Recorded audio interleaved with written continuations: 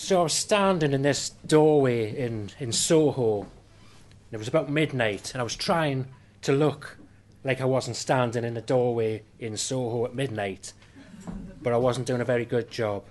And it was freezing cold because it was November, and every time I lifted my foot to stamp it down, it was sort of sticking to the pavement. And I noticed I was standing in some kind of pool of dried liquid. I think it was lager. Well, I like to think it was lager. And then over in the corner, a little pigeon was pecking at some dried spew chunks. And in the air, it was filled with sort of like a faint sort of, like a piss vapour is the only way I can describe it.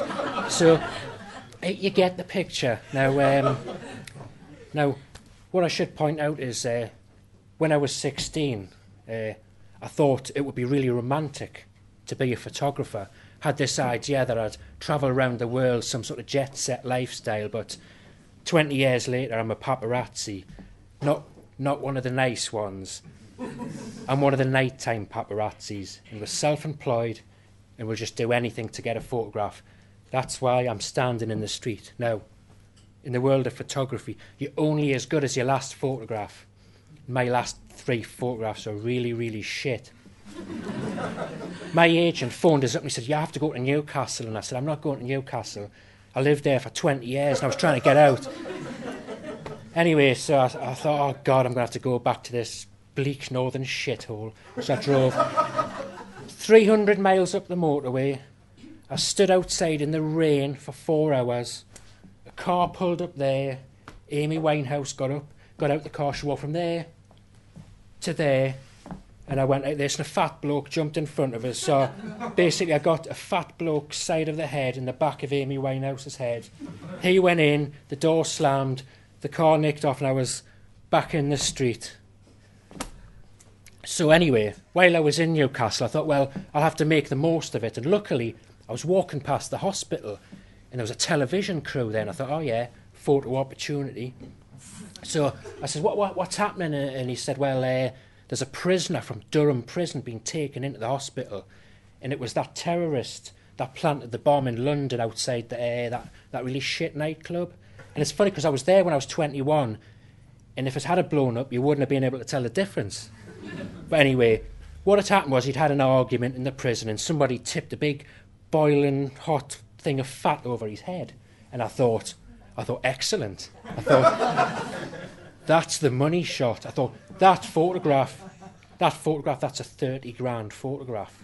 And I just thought, it's good that I'm here, because the local photographers in Newcastle from the little crappy local papers, they've got no chance against a top paparazzi from London. I thought, no chance. So I thought, I've got to get into that hospital. What shall I do? So I thought, great, I'll disguise myself as a doctor.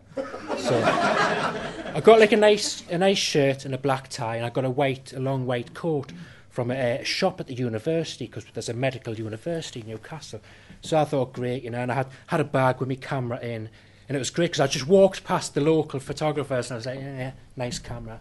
And I walked straight in past the photographers. There was 2 police on the door with guns, walked straight past them, and my plan worked up to the point when I got from like there to the reception, and she says, oh, you're not wearing any ID, where you going? And I was like, I hadn't thought it through really. I thought I was just going to walk in and wander around the so I said, oh, it's in the car park, I'll just go and get it. So I didn't get my photograph, but luckily for me, the next week I went undercover again. I got a job as a television extra on an advert for Kit Kat. You know, the one with Cheryl Cole, Girls Aloud? I was like, oh, yeah. So for 2 days, I hung around Girls Aloud. I had my phone out, and I'd be like, yeah, I'm click, click, click, yeah, click. For 2 days, I tried to get a photograph of Girls Aloud, and they were all back of the head or out of focus. And to be honest, back of the head shots, I thought I'm going to have to specialise in this because I'm knocking out so many of them. And it was 6 o'clock one morning. I was standing around thinking, oh, this is bollocks. And I was freezing. And the assistant director walked towards us with a blanket. And I thought, brilliant, she's seen that I'm cold.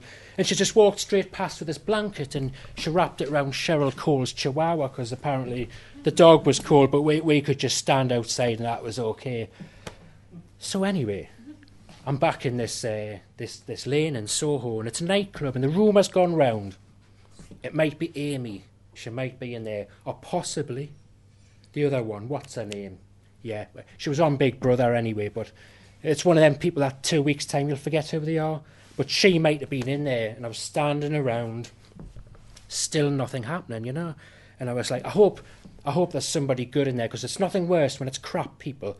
You stand for 3 hours, somebody crap comes out. And when I first did the job, honestly, I used to disguise me sort of disgust.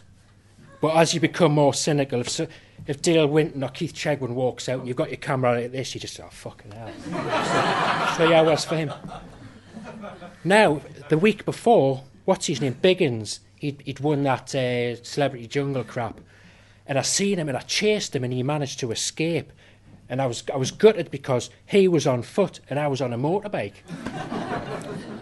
So anyway, it's getting to 3 o'clock now, and this homeless person approaches me, and I remember in the 1980s we used to call them tramps, and they didn't mind. But now the homeless people, so he's walking up to us and he's wanting a cigarette, and I'm like, oh. I was trying to hide in the doorway and he's seen us, and I said, oh, I don't smoke, you know, so, you know, he's pissed off, so he started shouting, oh, you killed Lady Diana, and then somebody gave him a quid to go away.